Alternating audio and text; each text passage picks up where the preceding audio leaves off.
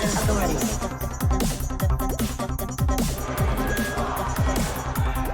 This is the currency of the resistance.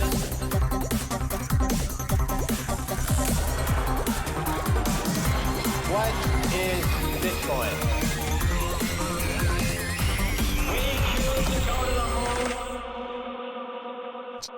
So everyone says they're OG, original gangster. But 2010, for me, is really when the OG years begin. The game theory has worked, and people are entering, users and speculators and market makers. Markets are entering Bitcoin space. And this is exactly what the protocol was designed to do, was pull these people in. It's an interesting phenomenon because the technology is very attractive, but there's something else that pulls people in. I call it the Bitcoin derangement syndrome, in that there is, for the first time, this mechanism that guarantees freedom. And for the human soul, it resonates and it draws you in. And a lot of those OG folks in that period, you could tell just by looking at them, their eyes were like pinwheels. And they embraced this, what's happening, and they were transformed individually before we saw the transformation roll out more on a society-wide level. Only like 5 people were in 2009, right? So anybody who says they were in 2009, they're either Hal Finney, Satoshi, or Adam Back, right? And maybe Peter Todd. Wasn't he like some freak 14-year-old? Like 13 or something. Yeah. What was 2010 like? What were you people thinking, right? Because it wasn't when Lambo, it wasn't when Tropical Beach, but here you are on a tropical beach. Like, what were you thinking that kept you in Bitcoin back then? It was introduced as this better kind of PayPal thing that you could use to send these nerd money tokens around. So what was I thinking at the beginning was, cool, this is nerd money, that's awesome. And that's literally it. And even at the beginning, after I kind of got into it, 2011, 2012, I didn't even know if it was legal because the Constitution states you can't make your own money. So for a long time, I didn't tell anybody. My parents didn't even know. My wife kind of knew, like he's doing some weird stuff with computers outside of the normal weird stuff. So for a long time, actually until the first Supreme Court hearing, the first time and only time I've ever watched C-SPAN, it was super low key. I don't know what we're doing. This isn't drugs, but it also might not be completely legal. So 2010 is the year that Bitcoin is able to actually have users. March 17th, 2010, the first Bitcoin exchange opens. It's called bitcoinmarket.com. Oh, yes. Well, this is now all the machinations of markets and finance creeping into the Bitcoin space. So markets have been around for a while. Now we had a Bitcoin market. So people are familiar with the attributes of markets and economy, and they just brought them into the Bitcoin space. And by being there in the Bitcoin space, they could then adopt greater users. And we see this pattern repeating over and over again. Anything that's ever been tried in economics and finance would be brought into the Bitcoin space. Remember, we discussed in 2010 was the first Bitcoin transaction between Satoshi Nakamoto and Hal Finney that happened on January 12th, 2009. May 22nd, 2010. 10,000 BTC spent on pizza.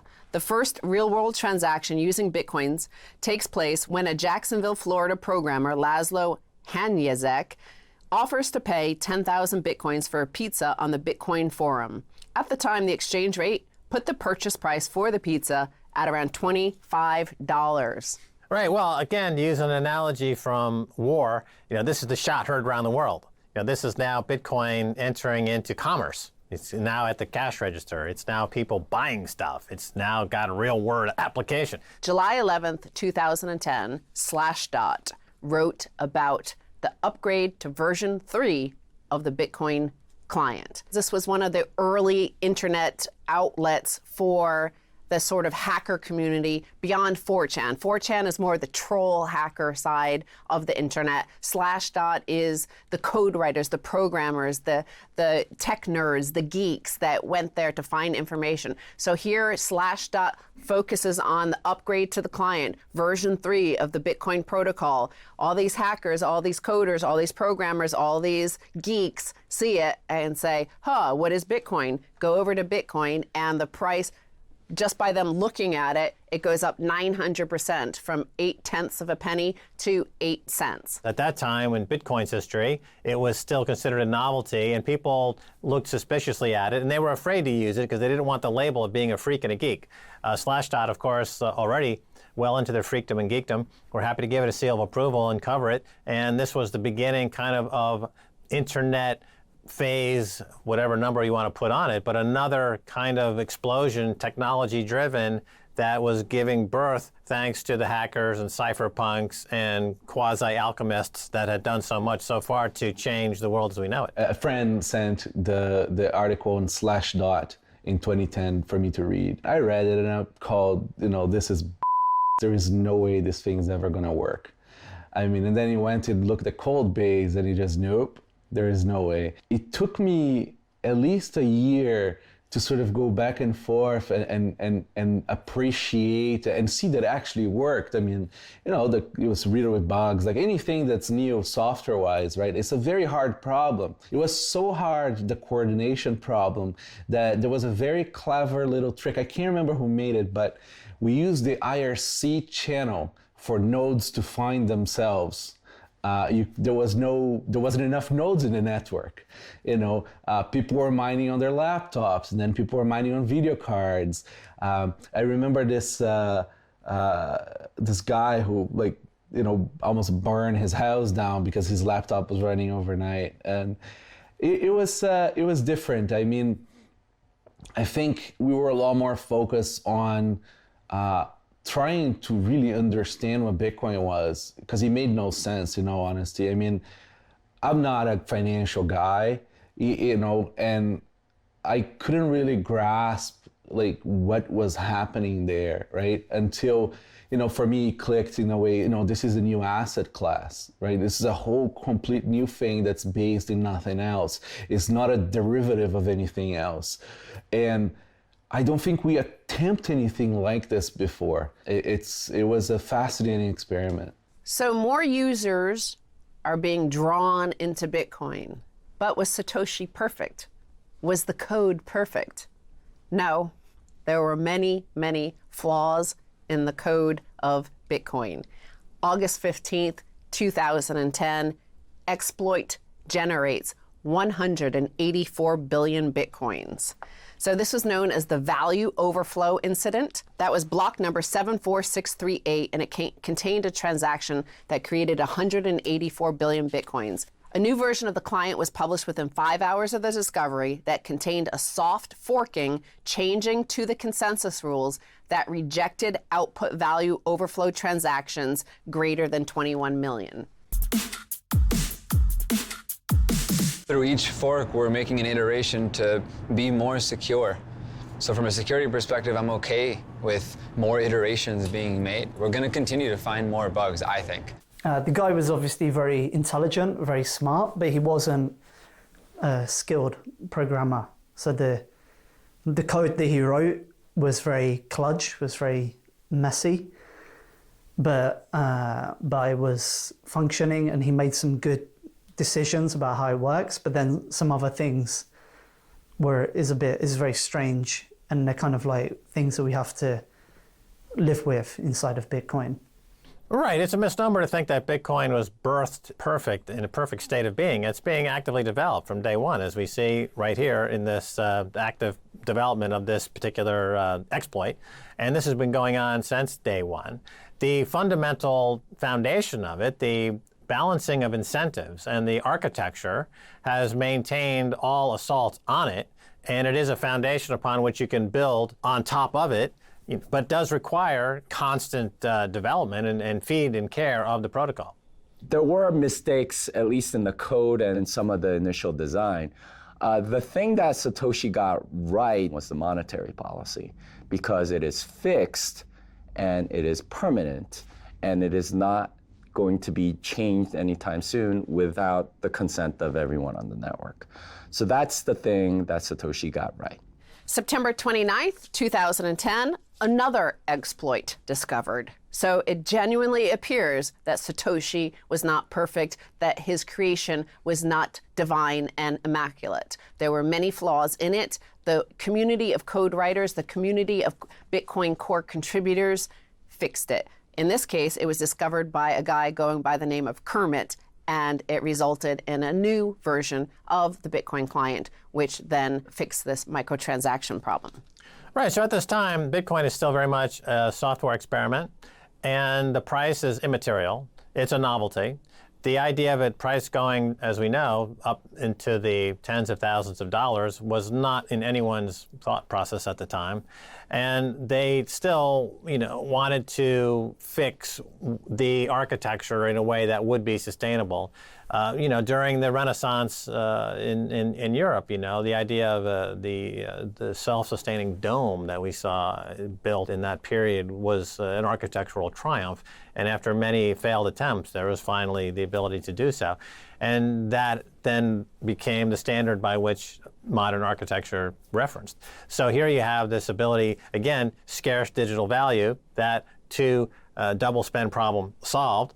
And so they knew that it was possible, and now it's just a matter of starting to make it more reliable. So the reliability factor had to be addressed. So it was May 22nd, 2010, that you were able to trade 10,000 Bitcoin for a pizza. That, in the game theory, attracted the attention of people who trade OTC, who do short sales, who create futures contracts, market participants. They then had an exchange value. They could start thinking about derivatives, about short sales, about all sorts of market concepts. And of course, by October 28th, 2010, just a few short months after 10,000 Bitcoin was tradable against one pizza, the first ever short sale, facilitated by Bitcoin OTC on the IRC channels, the first recorded short sale of Bitcoins is initiated in the form of a 100 Bitcoin loan from Nanotube to Kiba. Well, market makers and financiers will always welcome any opportunity to engage in a market on both the long side and the short side. So when you start posting prices of something, a commodity in this case, a digital commodity, rare, scarce digital commodity, infinitely scalable but finite in derivation, they're going to try to make a short sale and see where that goes. So this is attracting the financier class on top of the technology class, on top of the monetary theory class. All of these people exist together in this protocol.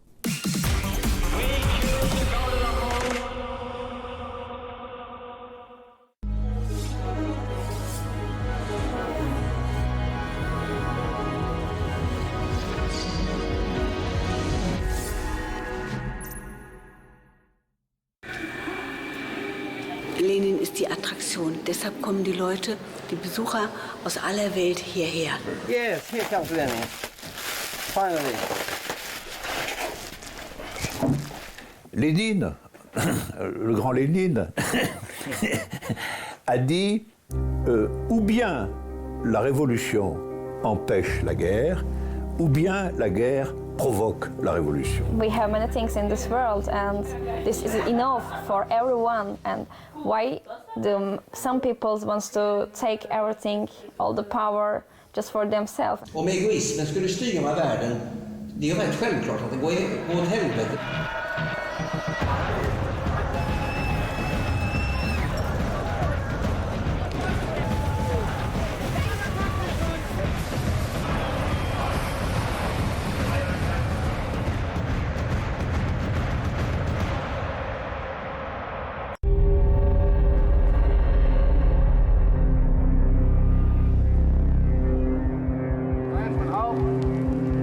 They can come and blow our brains out at any given time, and we can't really do anything. Actually, America is the only country in the world where you can kill people outside of war and legally get away with it. Behold the fiery cross, still brilliant. All the troubled history failed to quench its hallowed flame. The KKK exists because America wants it to exist. They are the biggest terrorist group to ever operate in this country. And they're to me, they're worse off than the people who destroyed the World Trade Centers. Made under this cross. White power! White power! White power! White power! White power!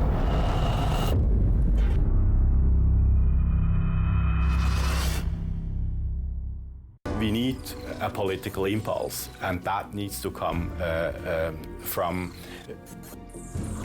well, ideally, the Normandy 4 that in the past has been giving political guidance to the process. And so basically what I'm waiting for is another political impulse, ideally stemming from the Normandy 4.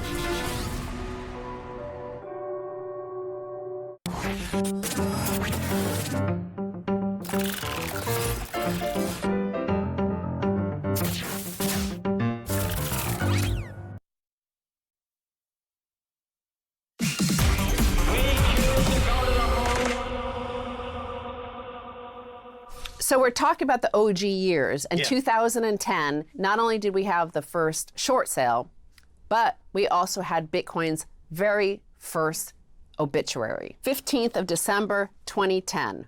Why Bitcoin Can't Be a Currency. The Underground Economist wrote, and it was at 23 cents then.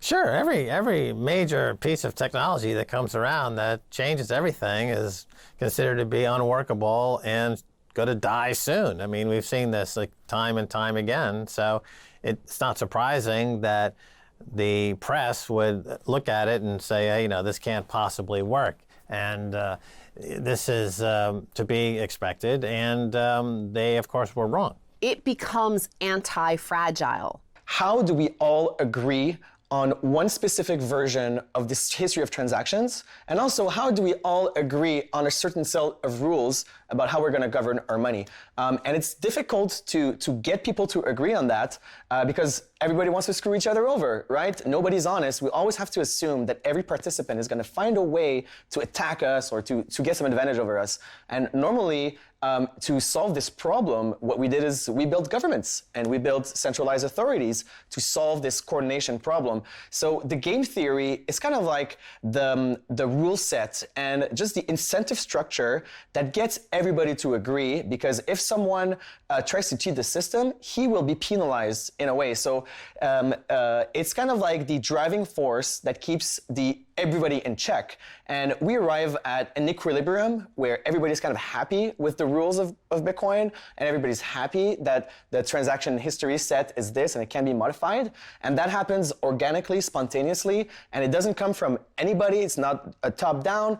And game theory is kind of like the natural selection. You know, natural selection is a phenomenon which brings to an equilibrium, and the game theory of Bitcoin is what kind of keeps us all in check and get this consensus rolling.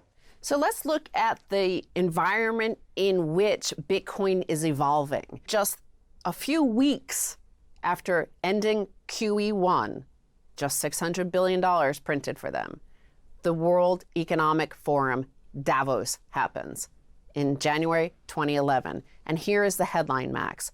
World needs $100 trillion more credit, says World Economic Forum. On Keiser Report, we covered that. On Keiser Report, we were also contacted that same month by Jon Matonis, who was a very early adopter of Bitcoin. And he said to me, Stacy, I would like to come on Keiser Report. I'm in Europe, and I would like to come into your studio in Paris and discuss this thing called Bitcoin. Of course, this is Paris, Max, and it is here where our personal Bitcoin journey began. That's right, a little bit of Bitcoin history. Max and Stacy first learned about Bitcoin right behind this door on the 6th floor. Well, Max, you can't really go to the moon without liftoff, and liftoff for us happened right here in this studio where you interviewed for the May 31st, 2011 episode number 151, the Gulag Casino State. You interviewed Jon Matonis about Bitcoin. Yeah, I love this episode. You really see us in a raw beginnings of the show and the story of Bitcoin. And Jon Matonis, I thought, was brilliant in explaining to us what it was all about. All right, welcome back to the Keiser Report.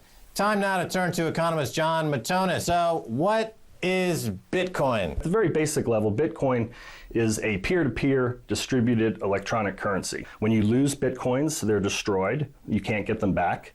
And just like when you burn a dollar bill, that $100 bill is gone from the system.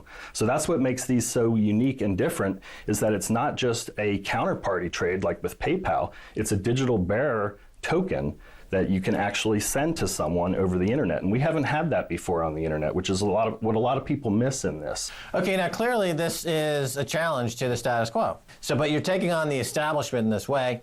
So clearly they're going to feel threatened at some point, or do they feel threatened, or is there going to be a confrontation of some sort, or how do you approach that?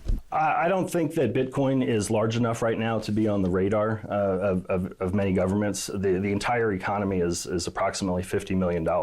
If you take the total number of Bitcoins outstanding multiplied by the exchange rate, it's $50 million. And it used to just be 5 million a small time ago. I can see it growing exponentially, and it definitely challenges the status quo. This is just after hearing this super elite, only invited people who go to Davos, all the central bankers, treasury secretaries, CEOs of the largest banks in the world, who had destroyed the global economy and the global financial system, meet up in Davos in order to conspire together as a group that we will issue $100 trillion more credit, thus destroying your own individual economic sovereignty, because they themselves are the divine right of fiat makers. Who is Bitcoin? Bitcoin is all of us. Bitcoin is all of us users who choose to use this technology. And Bitcoin is all of us because Bitcoin is governed by the nature's laws. And if you look around nature, how the nature's laws work, even though it's invisible and we cannot perhaps see it every day, but nature's law always work 24/7 74 hours, 7 days a week. It never stops to work. And the nature's law are equally applicable to everyone on this planet. No one is able to go above the law of gravity, for instance, and nobody can ever subvert this nature's law. They try, but they will never be able to make it possible for sun to never rise in the morning. We see sun in the morning rising, and we see sunset in the evening. And Bitcoin is basically the embodiment of this nature's law. For the first time in human history, we now have this nature's law being manifested in the world that actually guarantees our liberty and equality for all the people. And that is applicable to everyone who choose to use it. So I'm a big believer in free market capitalism. I'm a big believer in Adam Smith's theory of the ability for a person to pursue his or her happiness and individual passions. And I think Bitcoin at its core was the first time that I read the technological ability for us to mass spread the philosophy that I want worldwide, that each individual should be able to pursue his or her freedoms to the fullest. And the biggest freedom that Bitcoin brings to light that we need to have more of is economic sovereignty, and to be our own banks. Being your own bank is much more of a powerful phrase when you don't have a back pocket with a wallet with 4 credit cards and 3 debit cards and you're an American citizen. It's a lot different if you're in the subcontinent of Africa or South America or most of Asia, where a lot of people don't have a bank account and they don't have economic freedom, they don't have sovereignty. And those are the emotional and philosophical things that got us into Bitcoin, that got us to dedicate day in, day out into Bitcoin and to try to bring community together. Just having more eyes look at it, more attention given to Bitcoin is like feeding it, nourishing it, watering it. It's starting to flourish. Every single time it was Slashdot in 2010 that looked upon Bitcoin, and their audience therefore did, and it blossomed 900% in one day. Here we had the same thing, 400% increase when we looked at it. Then it went up to $17, and then it crashed. So another Bitcoin obituary. Tim Worstall in Forbes says, so that's the end of Bitcoin then. Part of the beauty of the Bitcoin protocol is the censorship-resistant aspect to it. And as journalists at that time, we were drawn to it not only because we were covering gold at that time as a way to restore sovereignty, individual sovereignty to individuals by having hard money on your own account, but that you could have that while simultaneously having a store of value that was unconfiscatable. And that is becoming increasingly more important as the story goes forward. So all that was kind of baked into the cake at the time. The power of Bitcoin was demonstrated in the comments on the YouTube upload of our first episode talking about Bitcoin. People were so against it, like so aggressively against it. It really drew my attention more to researching Bitcoin to find out what this was. And one of the other OG of Bitcoin is Amir Taaki, who then we interviewed next about Bitcoin, and that was in July of 2011. And here was a guy who was a very, very early code contributor to Bitcoin. He was also the inventor of the first Bitcoin improvement proposal, BIP1. So here is a guy who was the go-to. He was also the only go-to person for BBC or any news organization that did cover Bitcoin at that time. Basically, you had to talk to Amir Taaki. Amir, welcome to the Keiser Report. Very good to be on the show, Max. And I must say that your show was one of the first to start reporting on Bitcoin. And you actually gave a very, very informative coverage of it compared to the later sensationalist news afterwards. So walk us through it. What is Bitcoin? Why does it ignite such passion? Bitcoin actually is the first decentralized currency, online that is. And the thing is that because nobody owns the network, there's no concept of control. Nobody can tell people how Bitcoin is used. Bitcoin, if you think about it, is actually you are a willing participant in this network. With the current financial system, if I don't want to use the banks or I don't want to put my money into fiat money, I have no choice if I want to do business in the daily world. But something like Bitcoin, the whole concept is that now I have my money on my computer and I can choose who I want to trust. Exactly, and he personifies Bitcoin. He's the spirit of Bitcoin. And he also, I think, is someone who were part of that early generation who have what I call the pinwheels in the eyes, where they're so blown away by what this technology can offer humans and the experience of being human that it's like it goes back to Prometheus and the passing of fire. You know, it totally changes the relationship between power and those who have to deal with power and are the either the beneficiaries or the organizing subjects of power. So it changes the playing field completely. You know, it's like walking into the billiard parlor and just getting onto the table and all the balls are now flowing in your direction and the other side can't do anything about it. So this is the end of episode 2 because we are now entering the next phase of quantitative easing. We're already seeing the banks wanting $100 trillion more in credit. We see the global financial situation in which Bitcoin is emerging. We have those OGs. And then from August of 2011 begins the conferences. More and more people, ordinary people, not just the hackers, not just the geeks, not just the code writers, not just the programmers, not just those people are involved in Bitcoin. Now as ordinary people, whether they're builders or dentists or doctors or lawyers or housewives, there's a conference to go to attend, to hear speakers, to listen to what Bitcoin is about. And this is where we turn to in the next episode.